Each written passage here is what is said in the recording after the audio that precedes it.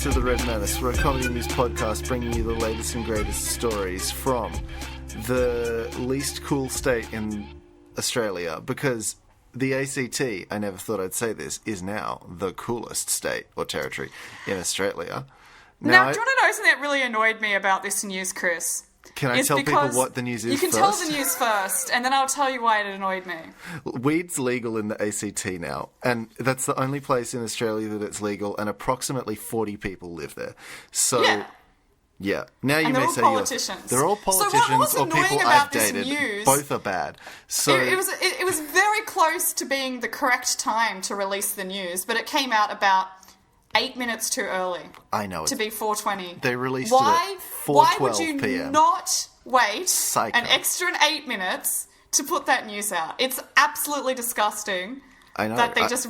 Frankly, it's unethical. And This is not what I expected from the prestigious news outlets that released the news at 4:12. It is not it's wavy. Just disgusting. It's not in the spirit of the dank things that they're now legally allowed to grow in their own homes. And you moved to the Philippines and to Indonesia. Jesus Christ. Indonesia. I'm sorry. Yeah, Indonesia. I'm not racist, I'm tired. I was in the Philippines at another time in my life, but now I'm in Indonesia. Let's go with that. So I'm going to move to Canberra. Not for the reason I used to be moving to Canberra, which was poor life choices, and now it's for good life choices, which is that I want legal weed. I joke about this, but also I'm like completely straight edge. So, but you know, I'm sure there'll be some interesting artworks popping up, maybe more penis owls and stuff in Canberra, because I guess the demographic who creates that kind of art will be more free and open. Well, you say that, but I think weed actually has an anti-hornying facet to it. So the admittedly very few number of times that I've done the devil's herb, it did not have that effect on me. It didn't make you want to make a phallic owl in the streets of Canberra? No, it didn't make me want to do anything phallic. It just made me want to stare at my face in the mirror for a long, long time, just being amazed at how funny my smile was. I guess the late night kebab market in Canberra is going to thrive. So all of the places that have had to shut down in Sydney can just open shop in Canberra, because that's going to really go off. I think that I look forward to the future Canberra nightlife, because instead of drinking, everyone's just going to be high. So there won't, assaults will be gone, because everyone will be far too chill to be bothered. There will be a lot of problems of people just lying down in the road because it seems like a comfortable spot and they can feel the road's energy. Exactly. They're just looking up at the sky. Well, because the road has because you can see stars in Canberra. And when you lie down on the road and you can feel your skin touching it, you can feel the vibrations of every human being who lives in Canberra and their souls and energy feeding through into your body. And that's the whole thing, yeah. Yeah, that's just the cool kind of stuff that the Canberrans are now legally allowed to experience that we are in New South Wales. You are not allowed to legally experience. I am not allowed to legally experience, and I personally am also not allowed to illegally experience because I don't know where to get them from. Yeah, well, that's a fair enough reason not to illegally experience it. Do you have a story for me, Alison? Well, give me a second. That's okay. Usually our intros are way too long, and I feel like I want to be light and breezy today. Let's just breeze through this intro. Do it. Get right into the stories. Well, I'm running on no sleep. I've got manic energy, and I'm ready to bring whatever shit comes out of my face. We are recording this quite late at night body. for your time, so yeah. Look, it's all good. So I think I don't know how long ago it was, but we were talking about the event of storming Area 51, which, between the last recording and this recording, the day of the event has occurred. Yeah. It has been stormed. And look, people did show up to Area 51, apparently. And this is an article that Anna sent me about this. And look, there's a few little things in here which just...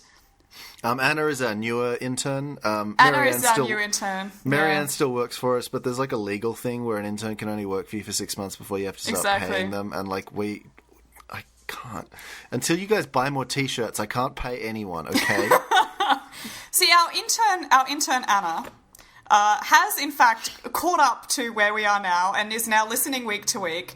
So I feel like I need to use her story. Otherwise, morally and ethically, I have done wrong. And also she'll get mad at you. She will get mad at me, and she won't send me any more stories in the future. Yeah, so she has sent me a lot of stories this week, though. But let's just go with this one to begin with. And then after this one, I'm going to jump right into the next story because it links in. Oh, holy shit. This is a medley. So, it is a medley. The next one is my story, by the way. So, this first story is alien enthusiasts gather in Nevada after social media buzz about Storm Area 51 event. This is from 7 News, but actually it's written by AAP. Can I just right off the bat say that I love the idea of your particular brand of freaks and weirdos getting really excited about the fact that the whole thing has gone mainstream with the my particular brand of freaks and weirdos, Chris? You made a podcast about it. I did make a podcast about it, and literally I've never heard anyone talk about alien things as much as you ever. I talk about a lot of alien and cult things for someone who is neither into aliens or cults. I think you are actually into both of them very much, but, like, you know, in a different way. I think maybe in a different way. I don't know, I think you're into them the same way I'm into The Bachelor, which is you tell people that I'm watching this for sociological reasons when actually you just like it. I really do, actually. I do quite like cults. And I feel like, you know, I really am interested to go to a cult just to kind of hang out and see what it's like. But at the same time, you know, there's a line. Free food, free accommodation, and all you have to do is have sex with Charles Manson. What's the worst? Well, I'm sure Charles Manson probably had more caveats than that. Well, yeah, you also have to kill some people, yeah. Drawing the line kind of a little bit for me. Maybe. That's true. But, you know, if wearing all the same tracksuit and sneakers, you know, I can wear the same tracksuit and sneakers as everyone. If I get free accommodation, sure. Yeah. But no murder. No. Tracksuits, but not murder. That's my cult level. Light theft and pillaging? We can talk about it. Sure. Yeah, I mean, where else are we going to get the tracksuits from? Exactly. We've got to steal them. That's the initiation. You go into the shop, you steal the tracksuit, you put on the tracksuit, you're ready to join. You steal from the Nike and give to the me. It's the way to go. So anyway, I'm going to read this story a little bit, because all we need to know is that this event did go ahead. But I don't think it quite went ahead as, you know, people feared, I guess, as the military feared. So it says, several hundred curious Earthlings have made forays towards the secret Area 51 military base in the Nevada desert. Drawn by an internet buzz and a social media craze sparked by a Facebook post inviting people to storm Area 51. That's a smaller number than said they were attending the event, if I recall correctly. Well, there was probably a lot more than several hundred. I think you could have added a couple extra zeros onto that, and I think this is accurate as to how many people usually turn up to Facebook events that they say they're going to turn up to. Yeah, well, exactly. You make a birthday party and 30 people click attending, and there's just 2. It's just based on the people who've attended my parties, Christine. God. Exactly. And look, there's a lot of photos here, and basically you're pretty much picturing exactly who attended this event. There are some people dressed as Pepe the Frog, the meme. I don't know why, but there are. I just automatically assume Nazis, but continue. That's just unfortunate association these days. There are some non-Nazis wearing spaghetti strainers on their head, which I think is a very good choice. I would wear, if I was there, you'd better believe I'm wearing a spaghetti strainer. There are a lot of people with, like, what's fun about the life-size blow-up alien dolls. What's fun about the spaghetti strainer as a piece of protective headgear is that it has all of these little holes, because it's no fun if there's no challenge, you know? Yeah, so, exactly. Like, you have to make sure that it's still possible for the bullet to get through. So there needs to be... Or the beams, the alien beams. Or the beams, that's true. Well, you need to let a little bit of them through. That's how you get them, lure them into your trap. Well, true. You need to get the beam, a little bit of enough beams in your head that your eyes have been opened to the aliens, but not so many beams that you have been brainwashed by the aliens. A spaghetti strainer's worth of beams. Exactly. There are also some people carrying blow-up alien dolls that are life-size. I'm not sure, like, what the purpose of those is, but...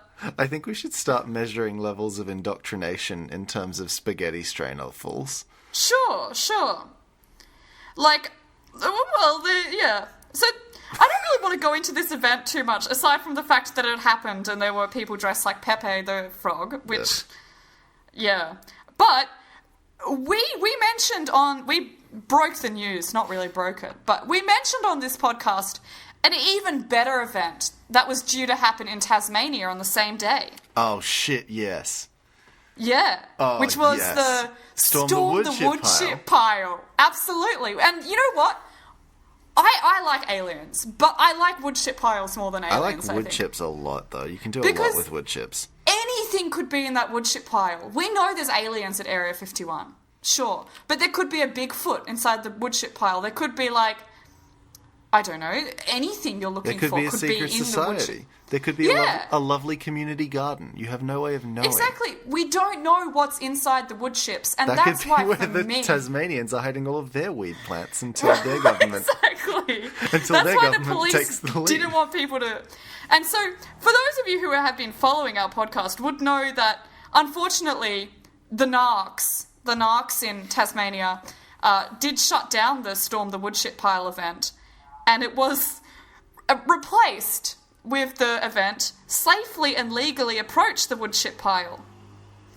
Approach the wood chip pile with your hands raised, and your jackets open, demonstrating that you don't have any deadly weapons inside, like Neo in the Matrix. So the cops do not shoot you, and so you can, in fact, see what's inside the wood chip pile. But I've got some sad news to report that, unfortunately, this is what the headline said: Safely and Legally Approach the Wood Chip Pile Facebook event a flop. In the Advocate. It's fucking fake news, man. It's really sad. It's really sad to me that, the Narcs shut down the Storm the Wood Chip Pile, and, that it just didn't happen. So I'm going to read the article here, because this is more exciting than the Area 51 stuff. I don't care about that. I care about wood chips. This is this is like the local business equivalent of the this Area is what 51. this is what we're all about here. We're all about promoting local events, promoting local people. So let's jump into We're all about relating to just average Aussies. Just really average, everyday Aussies. The real true blue Aussies who made some poor voting decisions about 6 months ago and who we're going to see the error of their fucking ways. Absolutely. So a plan for a takeoff event to safely storm the iconic Burnie wood chip pile appears to have fallen flat. I do like that they mentioned that it's an iconic place in this article, though. That they mentioned that the wood chip pile is, in fact, the only thing worth seeing in the whole of Tasmania. As featured on the Red Menace podcast, the wood chip pile. Absolutely. The wood chip pile, as we talked about. Made famous by the Red Menace podcast. Does anyone else talk about the wood chip pile? I don't think so. No, we broke the fucking story. I mean, whatever article we got it from. But, we're the ones who... People listen to us. We have influence, Alice. We basically... People really like what we've got to say. We're like Australia's John Oliver. Absolutely. A Facebook event titled Safe and Legally Approach the Wood Chip Pile was scheduled for 10 a.m. on Tuesday, inviting coasters to approach the pile in a non-incriminating or aggressive manner. Despite attracting the interest of almost 2,000 people, which is 10 times the population of Tasmania, not a soul was in sight at the port at 10 a.m. Aside from a few dressed in... I added that in myself. Aside from a few dressed in steel caps and high-vis vests, the event was created after a Storm the Wood Chip Pile prank was shut down in July this year. Many potential attendees for the safer version expressed their regret on the event page in the lead-up to Tuesday. Sad I'm gonna miss it. It's not every day we can safely and legally approach the wood chip pile, one person wrote. I'm totally on the verge of walking out of work, stealing a car and driving north, but I'm the responsible one, right? Said another. And I don't think stealing a car is legally or safely approaching the wood chip pile, so it wouldn't be in the spirit of the event to do that. That sounds like a really amazing Thelma and Louise-esque story of, reclaiming oneself and escape, and instead of driving off a cliff at the end, they have a big party at the wood chip pile. They just drive to the wood chip pile in Tasmania. I think after we make Goon, this has to be our feature film debut as the wood chip pile The problem with this movie is it takes a lot of exposition, because firstly you have to explain the Storm Area 51 event, then you have to explain the Storm the Woodchip Pile, and then explain that the cops took down the Storm the Woodchip Pile and replaced it with Safely and Legally Approach the Woodchip Pile, and that's all before the story starts. I disagree. I don't want to make a movie of this Facebook event. I don't give a fuck about the Facebook event. I want to make a movie of this person who saw an exciting Facebook event. We don't need to provide context for it. It's just the MacGuffin. And they saw, we're going to storm the Woodchip Pile. We just introduced the Woodchip Pile event with no context. Yeah, and I want it to be that person's emotional journey as they decide whether or not, and they will do what they actually should have done, and they will steal the car and drive off into the sunset of wood chips. And that will be the end. And we'll come up with some other shit to put in the middle. We'll fill out 90 minutes. It's very doable. Absolutely. Now, before we move on to this, from this woodchip pile, in researching the woodchip pile to see what happened, because after I saw Storm Area 51 went ahead, the first thing that came to mind was what happened at the woodchip pile? And that's, a question that I think we all needed to know the answer to. I think a lot of stuff's happened at that woodchip pile. Like a lot of, honestly, unsavory stuff. Doing some research into what happened at the woodchip pile, I happened across another article about the woodchip pile from the 19th of July. So this is dating back to, I think, when we introduced the first story. And this is by Lachlan Bennett. And Lachlan Bennett has written his opinion piece in The Advocate as well, which is Opinion, a love letter to the Burnie woodchip pile. And I'm just going to read a little bit of this because I think, really, before we end up this story and really end the saga of the woodchip pile altogether, we kind of need to read this and see why it's captured so many hearts, I think.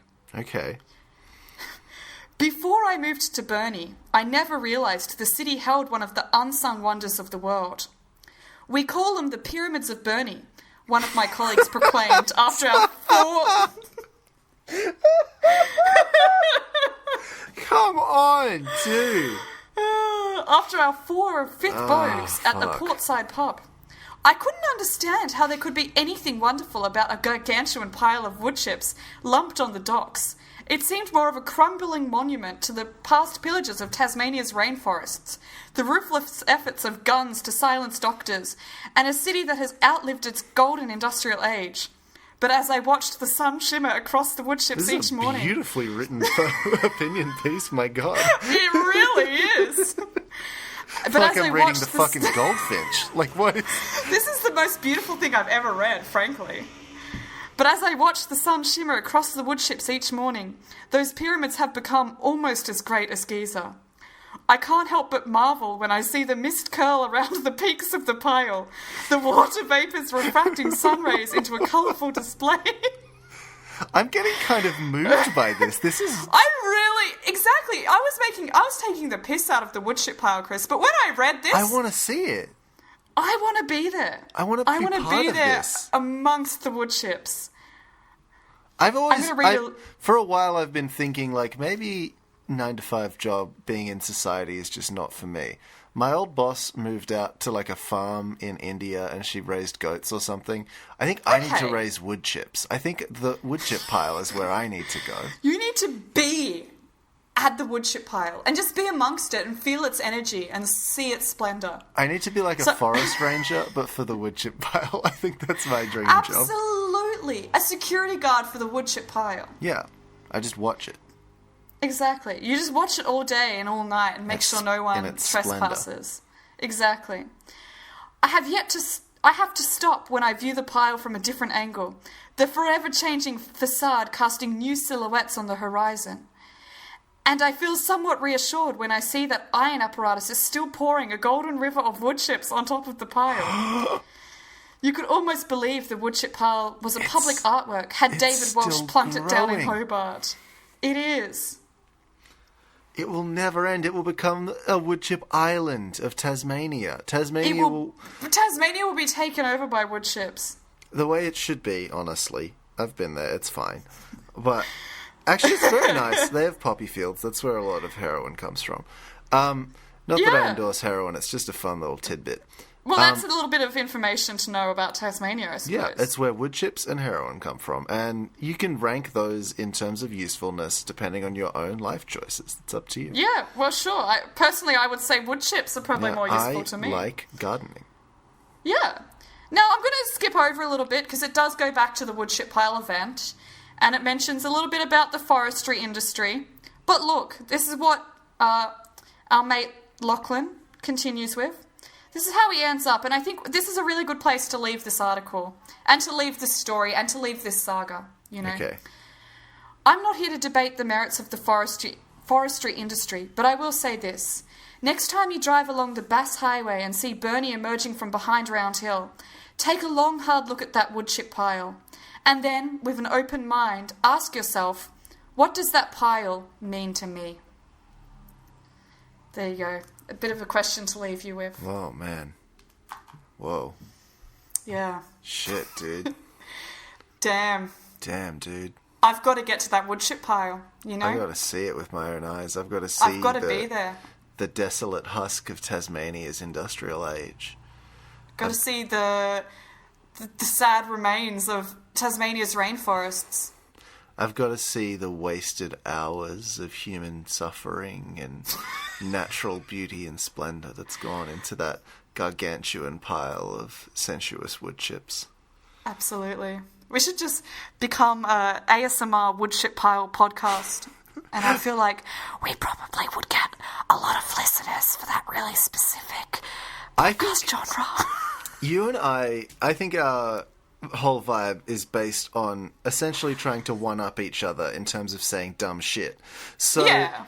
I think if we tried to one-up each other in terms of saying wanky authory shit, I think we would both be extremely talented at that. We would write that article. We would make hundreds of hours of wood chip-based podcast content. I'm just sad I never came across that article earlier because, frankly, it's the most beautiful piece of prose that any human being has ever written. And Lachlan Bennett of the Tasmanian Advocate, you know, you've really created beauty, and you should be thanked. Can I bring you a story found by me, because I actually did some work this week? Wow. I know. Yes. I know. The interns have dropped their game on your end. The intern had university assessments to do. Well, fair enough. The intern had an actual study plan. A life. We are a responsible employer, and we do give 1 week of study leave, but only one. Obviously. Yeah, exactly. We're not made and of unpaid, money. because it's unpaid entirely. Yeah. Yeah, so it's honestly no difference to us. This is from stuff.co.nz, but this article has been all around the places. This is just the one that I found. Okay, well, I'm excited to hear it anyway. Flyer in China complains plane is too stuffy, so opens emergency door. Oh no, that's not ideal. It's not what you're supposed to do about that. I mean, I know that feeling because I'm constantly in stuffy places and it's uncomfortable and I do want to open the window or crack a door, but I feel like cracking the door on an airplane is generally not a good idea. No. A passenger in China who complained about the plane being too stuffy has decided to take matters into her own hands by opening the emergency exit for some fresh air.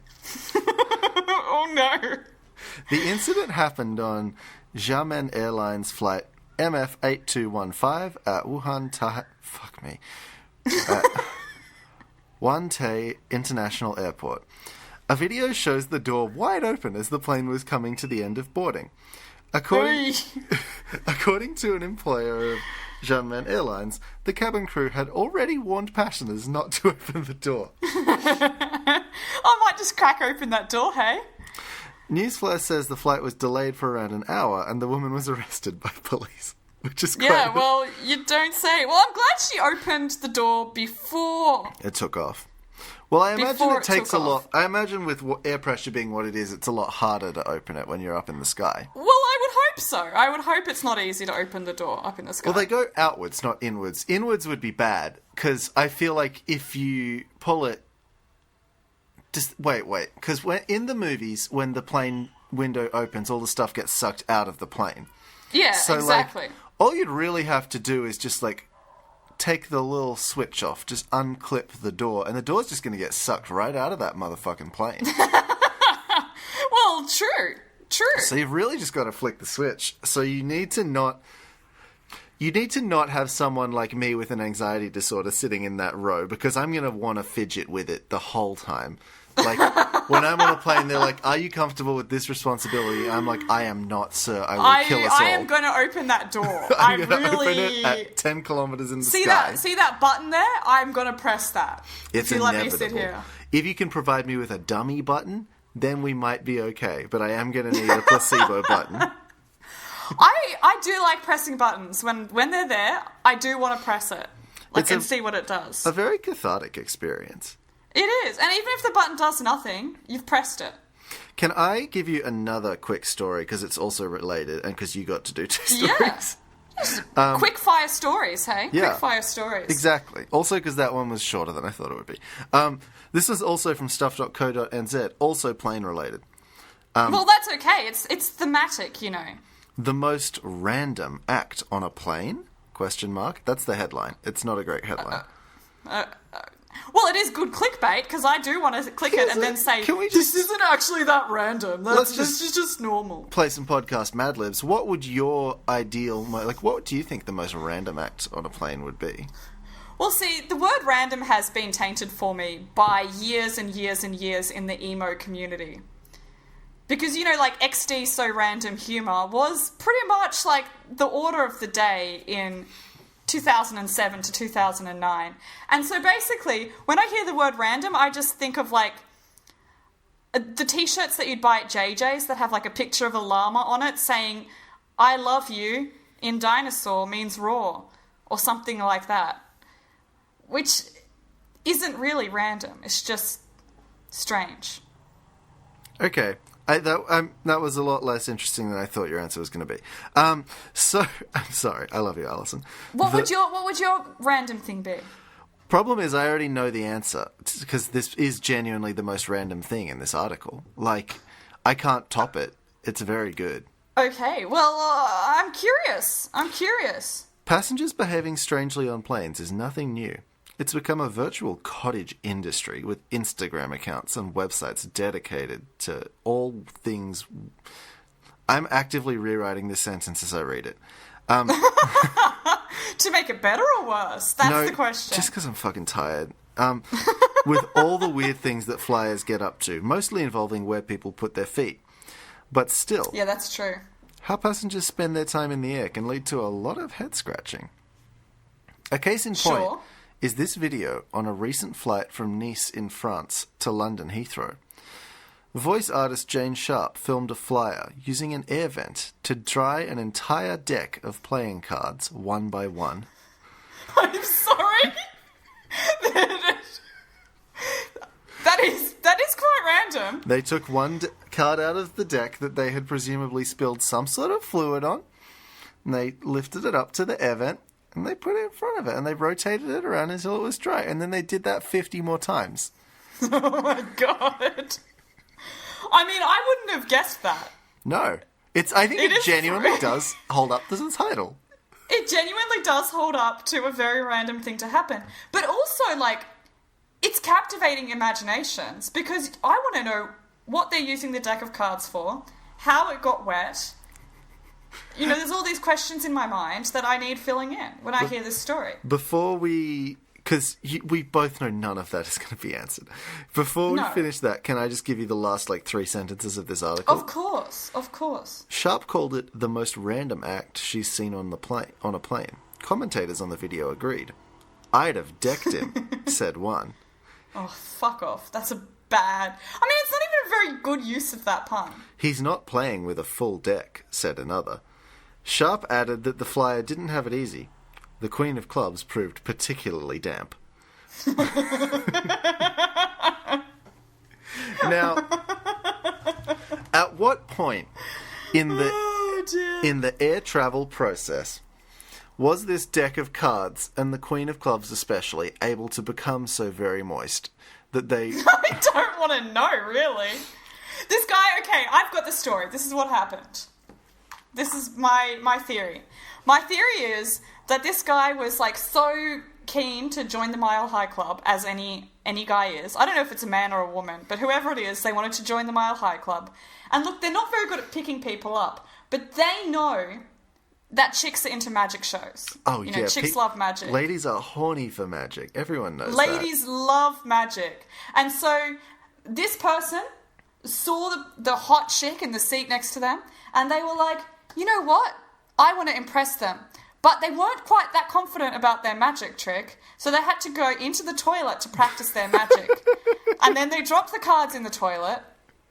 And so it's not even like just regular water. It is toilet water. Which It is toilet water. Objectively the worst. It's plain toilet water. The worst kind of water. Because there's look, a bit of residue in there. One of the cards did flush, and it did go down to wherever I don't know where toilet plain flush goes. I've always assumed it got sprayed out the bottom. I know that can't be true, but in my mind that is what happens. It's the same on the train or on the bus. When you go to a toilet on a vehicle, I just assume. Okay, you know what's fucking wild? I went on like a trip to India when I was a teen, and it sounds much poncier now that I say it out loud. But I did that, and we caught a train up from Delhi up to like the north area, and the toilet on that train was just a hole. Okay, well, just in the floor. Yeah, fair enough. And they were like, just get on it and do your nasty stuff. And I was like, all right, fair enough. I think all trains should use this system. It seems efficient.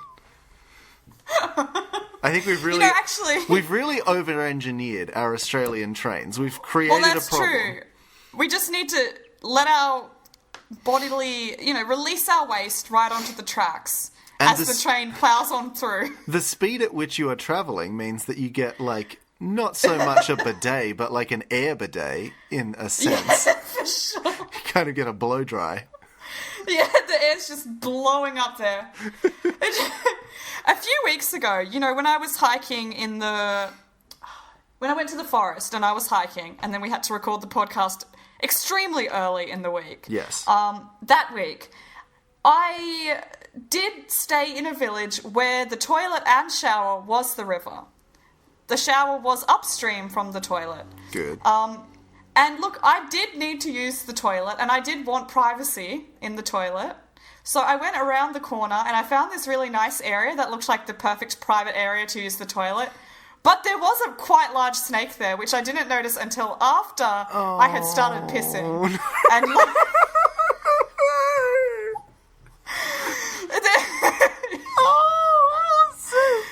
and it's just not. You don't want to lock eyes with a snake when you are urinating. It's just not an ideal situation. Did you? And you look. You and the snake. You both see each other at the same time. Obviously. Yeah, obviously. And the snake doesn't want to acknowledge what it's seeing, and you don't want to acknowledge what you're seeing. Neither of you. You both just stare. And neither of you move. So you just try and speed up the process a little bit. The only sound is the trickle. And exactly. And when you finish, you just kind of very slowly try to stand up in one smooth motion. Exactly. And look, the snake knows what you're doing. Because the snake's seen that before. It's seen that before. Okay, then do we think this is just a nasty snake and this is just how it gets its rocks off? It might be. It's like the geckos in the shower. It's the snakes in the toilet river. And okay, but the shower geckos I can relate to, because, that sounds worse. But, that's just a nudity thing, whereas this snake is specifically into watching people pissing. And I understand that that's a thing. It's not my thing, and I've always found it hard to comprehend, but I don't want to yuck anybody's yums. Sure. I just think that it should be consensual, and this snake is not respecting boundaries. Well, maybe the snake assumed that when we locked eyes that was consent given. I think if the snake were to just Google it, I assume there is a vast array of content that the snake could access that a professional has created for the snake to enjoy that nasty desire. Yeah. Yeah, I wasn't too pleased when I saw that. I was a little bit intimidated by the snake in the river when I was peeing in the nighttime. But it's just something that happens, I guess. At least it wasn't like when there's a snake in the toilet and you pee on the snake. Yeah, see, that's the good thing, is I didn't feel like I was peeing on the snake. That's you declaring war on the snake. And yeah, then, that's... Like, if you pee on a snake, you deserve to be bitten. It's basically... Then like, you deserve to die the of snake has snake poisoning. free reign over all of your downtown zone. Oh, yeah. And at that moment, you have to allow the snake to bite you. And it gets to choose where, and there's a lot of options at that point. There's a lot of choices in that area. A lot of excellent choices for the snake. It's like a menu. And they're all very good for snake and very bad for you, especially when you get to the hospital and have to say, I got bit on the... Look, but... Any of that area, because I pissed on a snake. Worst one would be urethra, I think, is the worst option, is I got bitten there.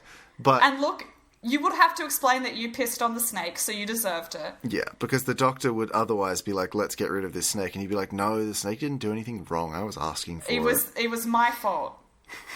My fault. I declared war on this snake. I should have looked before I pissed on the snake. Exactly. I forgot where I live.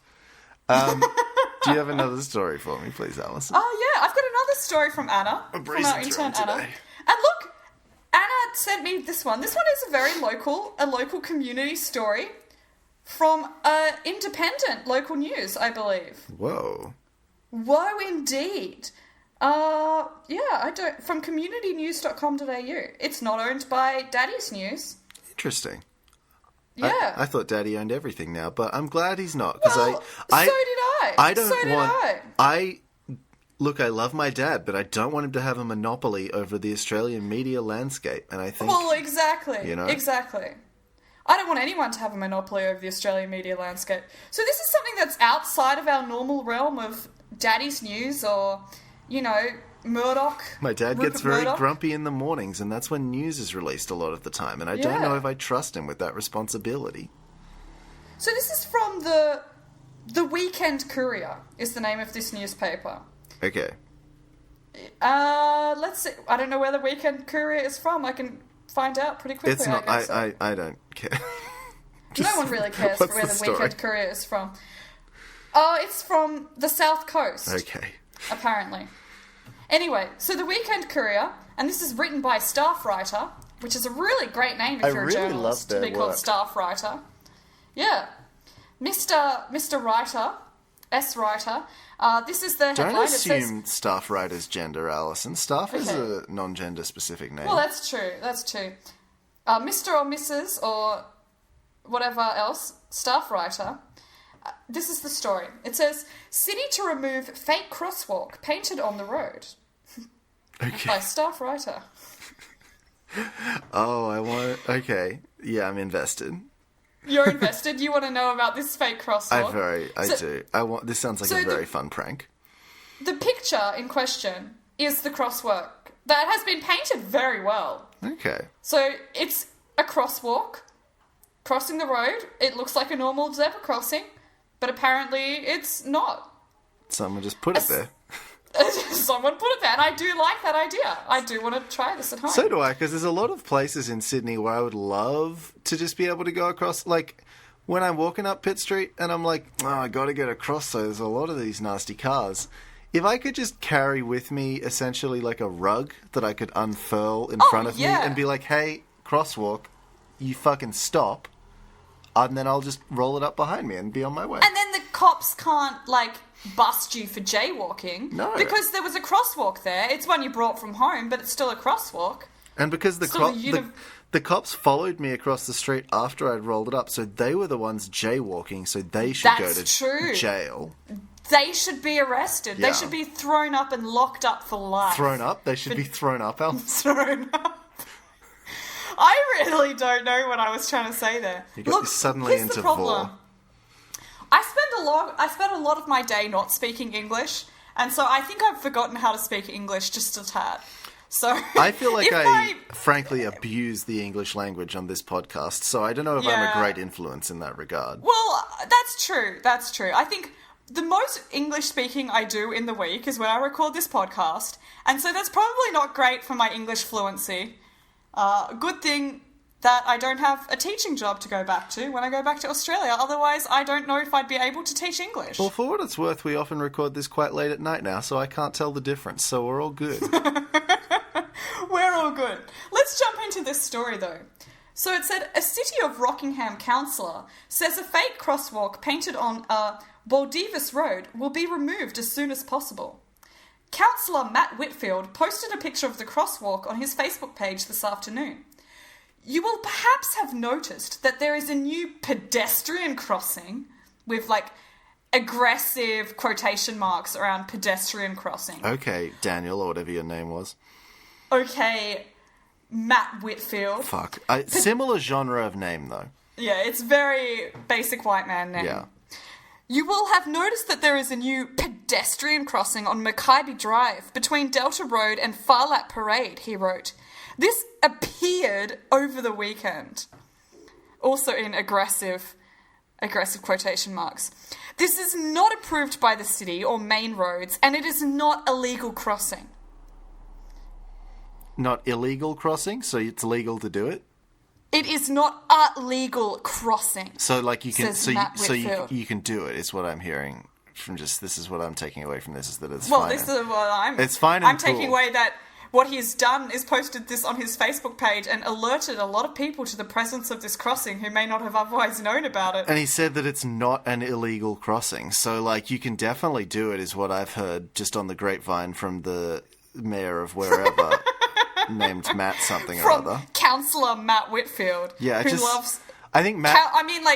This is a good bloody... lesson in needing to choose words more carefully and also homophones, because...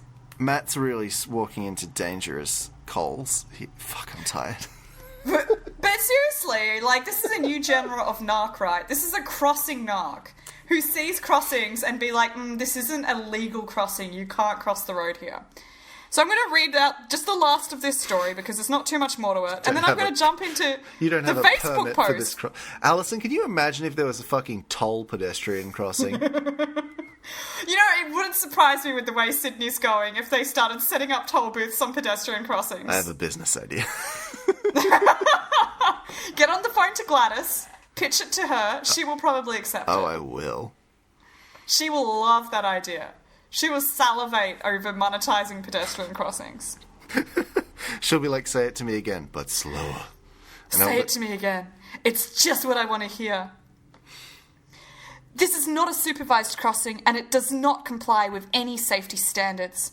Not sure who painted this. In fairness, they've done a great job of it. What kind of fucking safety standards could there be? Like, is it they can only use, like, green paint or something? It can only be ethically sourced paint? I don't know. There's no lead in it. But look, the councillor says the city will be removing these markings as soon as possible. Like... Just accept the new someone's done your job and put a new pedestrian crossing in. Clearly there was a need for that pedestrian crossing. I think this might be a Banksy. Look, everyone's commenting on this and being like, maybe we should just install the speed bumps on our street ourselves, says Belinda Butcher to Alan Butcher. I might install some spikes on mine, because I think that's funnier. Or just what? Absolutely. I need to figure out where you can. I need to Google where you can buy caltrops. So look, reading the comments, I was able to get more background onto this, which Councillor Matt Whitfield was not providing in his aggressively anti-pedestrian crossing post, and that apparently it is near a school zone, where apparently there are a lot of kids who cross the road there. So I feel like whoever was painting this crossing was just painting a crossing where people were already crossing to try and get people to stop. What I've learned is that Matt wants kids to get hit by cars. That's my Matt takeaway. loves kids getting hit by cars. That's basically what I've learned. Matt has a genuinely very dark fetish that I think he should see someone about, because that's like, I do mean to yuck your yums, Matt, if that's what you're into, because I'm not. That's where I draw it's not ideal. That's where I draw the fucking line, is when kids get hit by motor vehicles in your dirty mind, and then you try and make that a reality, if that's something Matt. you're into, No, children being hit by motor vehicles, it's not ideal. No.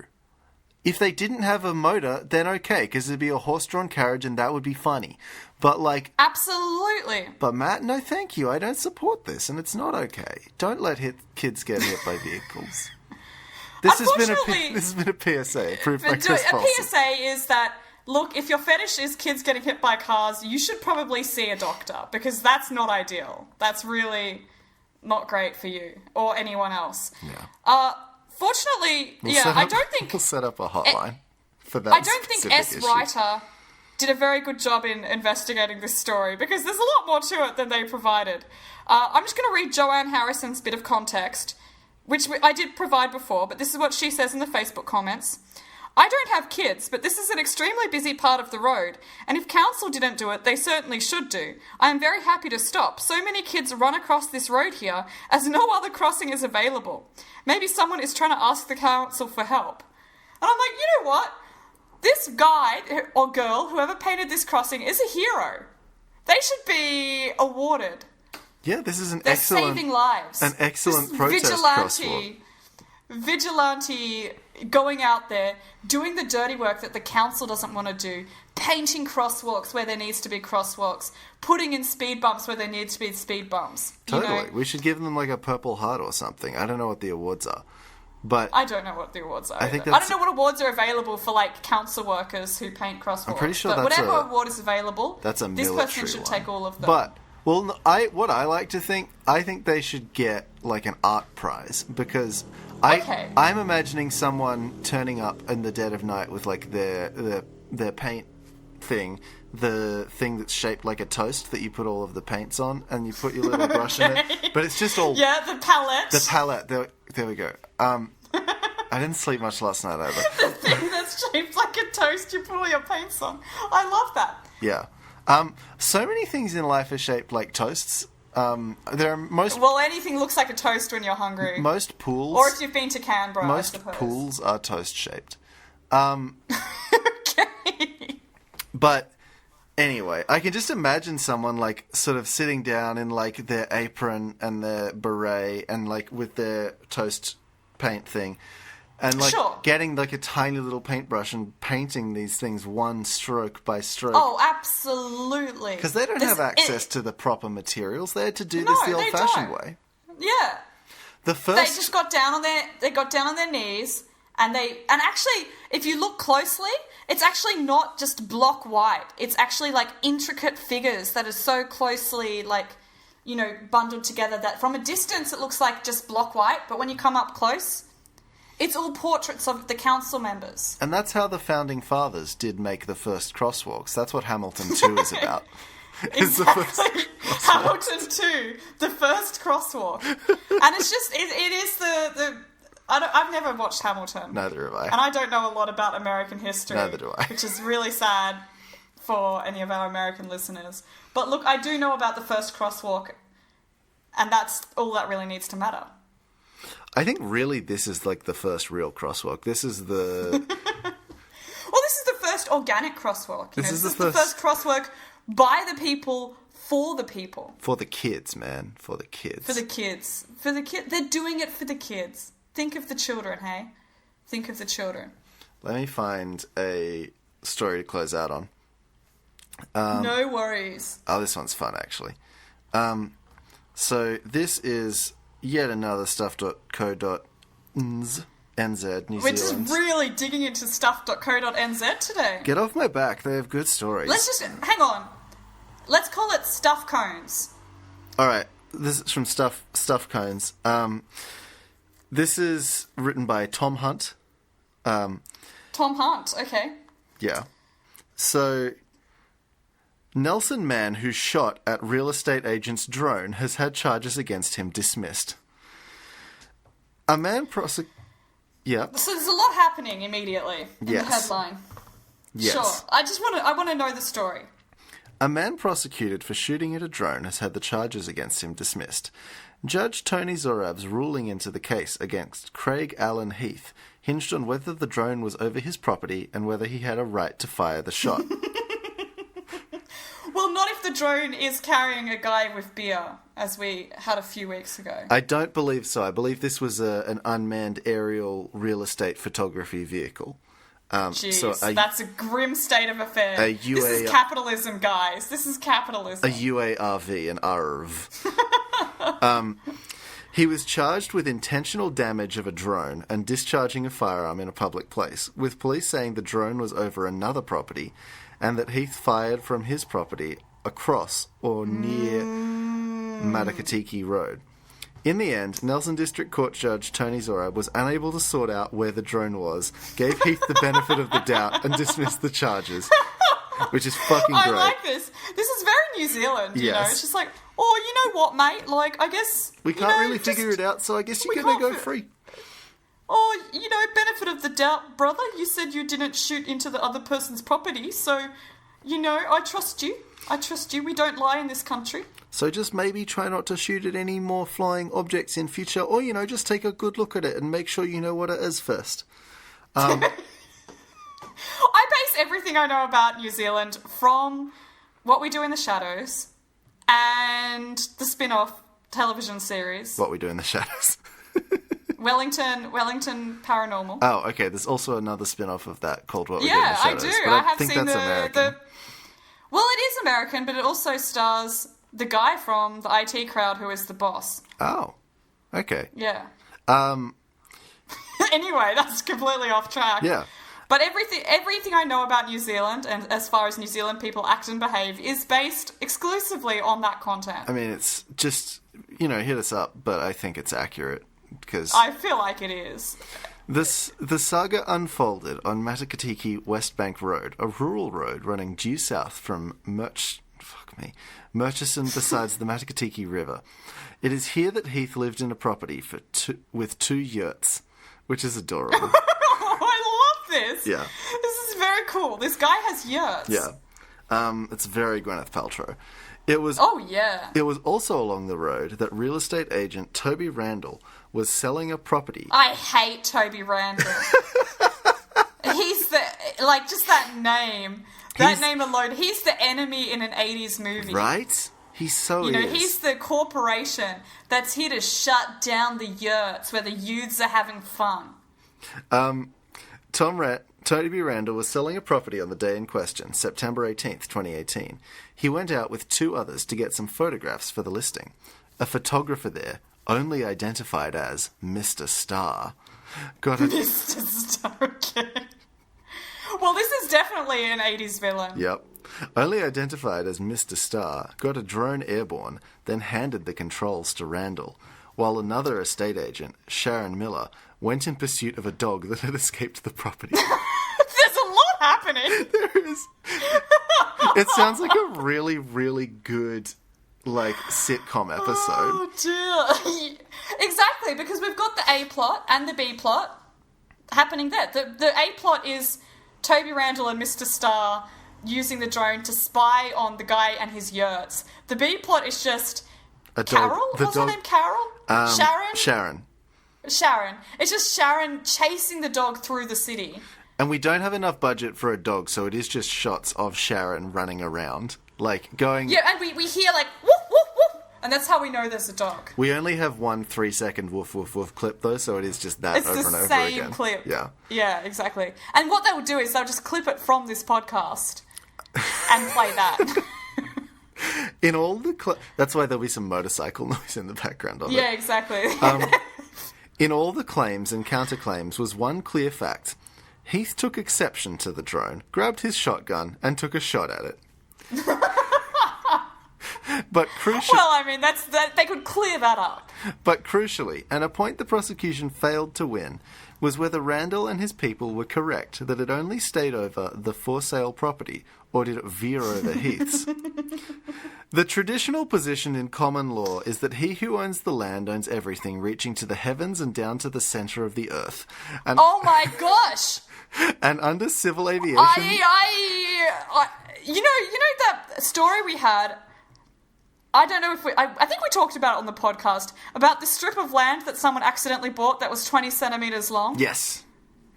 I didn't realise they got all the way down to the core of the earth. No, there's a lot and all the way up to the sky. There's a lot of mining rights. If they get down there, there will be blood that they shit. They could just dig a huge channel down to the core of the earth, dig up those minerals from the core, and bring them up to the surface. And plus, you make back your money tenfold. They can fuck over their neighbours by drinking their metaphorical milkshake and just like sucking up all of their good minerals and oils. Yeah, because when you cut into the ground, all of the minerals will be seeping out of the surrounding areas. All of the good juicy rocks will come up through that 20 centimetre wide, huge drill that we've put in that. Well, I mean, no, it's a very thin drill, but it does take up the entire property. Yeah, exactly. Thin but long. How they like it. Wow. Yeah, I regret saying that. The traditional... And under civil aviation rules, someone should get consent from the owner if they wish to fly the drone over the property, Zorab said. Well, fair enough. Zorab did have concerns about the speed at which Heath had managed to quickly get access to the loaded firearm. He's just got this ready in case a drone doesn't fly by. He's always prepared for the drones. So his explanation effectively for that was that each morning he would get the firearms out from their secured position, with 2 at the kitchen yurt and 1 at the upper yurt, so he could take care of the wild cat problem. So this is a real... Oh, there's even more happening in this story. This guy is a real Charlie Kelly motherfucker who just like... He really is. Living in a yurt, shooting cats. Yes. This is Charlie Kelly's ideal life. This is his dream. Later he added, I have got some concerns with the suggestion that on a daily basis he trots these things out so he can be vigilant for these wild cats, so they can be sorted out during the day, and then he trots all of these things back to the safe. I love the sweetness with which he describes loading guns. Yeah. He trots them out. Look, I feel like if there's ever a murder in the whole of New Zealand, I'm just going to suspect this guy. It's Heath. Heath did He it. seems to be prepared. He's ready. If there's a sudden plague of drones falling from the sky, Heath has finally gone postal, and he's just sort of stalking the New Zealand wilderness, taking pot shots. Absolutely. Absolutely. What I also love is that it was a shotgun. So... I'm not sure how familiar you are with how shotguns work, but they fire in a... I'm very unfamiliar in general with firearms. They fire in like a spread. So it's not like a single bullet, it's a shell that explodes into lots of little bits. Oh, so that's quite nasty. From a distance, if video games have taught me anything, they're extremely inaccurate. So frankly... The accuracy score is low. I'm kind of impressed that he managed to hit this drone out of the sky. Like... I don't know how high the drone would have been, but, like, that's impressive, I feel like. Well, maybe it's like, you know when you get the power up in asteroids, and then you're shooting 3 little lasers as opposed to 1 little laser? Yeah, it's like that. And the lasers are shooting out of each side of your little triangle, which is your spaceship. Yes. Yeah. That is how a shotgun... That's how a Pretty shotgun much, works. Yeah, okay, well, that's fair. But, like, one at a time. It doesn't go like pew, pew, and all 3 lasers come out. Well, no, it goes pew once, and then you have to put another shell in. Okay. And then also, you've probably been arrested because this is Australia, and you probably shouldn't be shooting shotguns. When the police... Land down under. Yeah, plus all the drones here are fucking government drones watching us, man. Can't trust them. Anyway, that's pretty much the whole story. I just thought it was very fun, this man who... Well, look, there was a lot happening there. I can see this turning into a sitcom. Heath's going drone hunting, and I endorse this. Oh, yeah. I appreciate that. If you're going to kill anything, let it be unmanned drones. Let it be the robots that are going to take over one day, because... Yeah. At the same... They have to know their place. Exactly. We have to train them that the sky is not theirs, the sky is ours, for we will one day need to take it back. If we bought that plot of land, the entire like... you know, cross-section from the heaven to the core of the earth belongs to us. Do you think by the heavens they mean the sky, or do they mean the edge of the known universe? I would hope the edge of the known universe, Chris, because I really... On my 20-centimetre strip of land, which I have accidentally purchased, I want that to extend all the way up through, like, a star or something. So I own, like, 20 centimetres of that star as well. I need to start buying property so that I can start charging NASA rent. Exactly. The space station is in my land right now. And they just moved the space station, but they were there for long enough, and monopoly rules, baby. Exactly. Shall we wrap up? We've been doing this for a bit. We should wrap up. Thank you, everybody, for listening. You can follow us on Twitter or Instagram at Red Menace Cast. We're on Facebook at The Red Menace Podcast. you can buy our merch, our sick merch with just really great, one design. But it's a really cool... So many options of one. Well, there's so many different things you can put that one design on. You can put it on a tapestry. You can, and it actually fits on the tapestry. It doesn't fit on the mug very well. But you should still buy the mug because it'll fit one of our faces on it. I don't know which. I haven't bought it myself. You have to buy it and find out. If any of you do buy stuff, can you take photos of it and send it to us? Because we really need the validation. I'm just burning up here, you guys. Absolutely. I'm burning up quite physically because I don't have the air conditioning on right now. I need this. Okay, thank you everybody for listening. Please give us money. Good luck and good night. Good night. See you all.